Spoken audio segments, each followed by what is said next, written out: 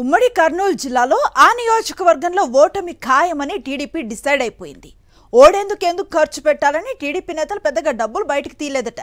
కొన్ని ప్రాంతాల్లో ఓటర్లకు ఇచ్చిన డబ్బులు తిరిగి ఇవ్వమని వార్డు నేతలను బెదిరిస్తున్నారని టాక్ నడుస్తోంది.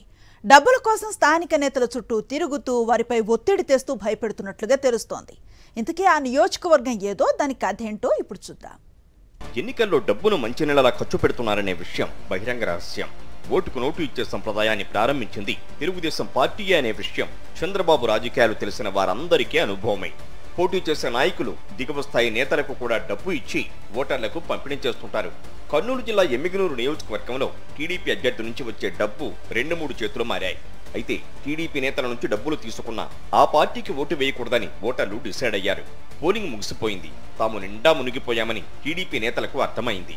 తమకు ఓటు అయినప్పుడు ఓటర్లకు ఇవ్వాలంటూ ఇచ్చిన డబ్బును తిరిగి తీసుకుంటే పోలా అనే ఆలోచన మొదలైంది. అభ్యర్థి నుంచి డబ్బులు తీసుకున్న టీడీపీ నేతలు ఓటర్లకు సరిగ్గా పంచకుండా తమ జేబులు నింపుకున్నట్లు ఒకవైపు ప్రచారం సాగుతుండగా కొన్ని చోట్ల డబ్బులు పంపిణీ చేసిన ప్రయోజనం లేకుండా పోయిందనే చర్చ కూడా జరుగుతోంది.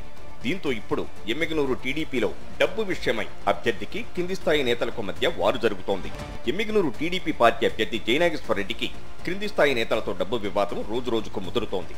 పోల్ మేనేజ్మెంట్ కోసం ఇచ్చిన డబ్బులో గోల్మాల్ జరిగిందని టాక్ గట్టిగానే వినిపిస్తోంది. ఆ నియోజకవర్గంలో ఎమ్మిగనూరు పట్టణ ఓటర్లే కీలకం. టీడీపీ అభ్యర్థి ఇచ్చిన డబ్బు పట్టణ ఓటర్లకు సరిగా అందలేదనే టాక్ నడుస్తోంది. వాస్తవానికి ఇక్కడి ఓటర్లు చాలా తెలివిగా వ్యవహరించారని టీడీపీ అభ్యర్థికి మొదటి నుంచే అనుమానం. ఎమ్మిగనూరు ఓటర్లంతా వైఎస్ఆర్సీపీ వైపే ఉన్నారని, చంద్రబాబు నాయకత్వంపై నమ్మకం లేకపోవడాన్ని స్థానిక టీడీపీ నేతలు జీర్ణించుకోలేకపోతున్నారు.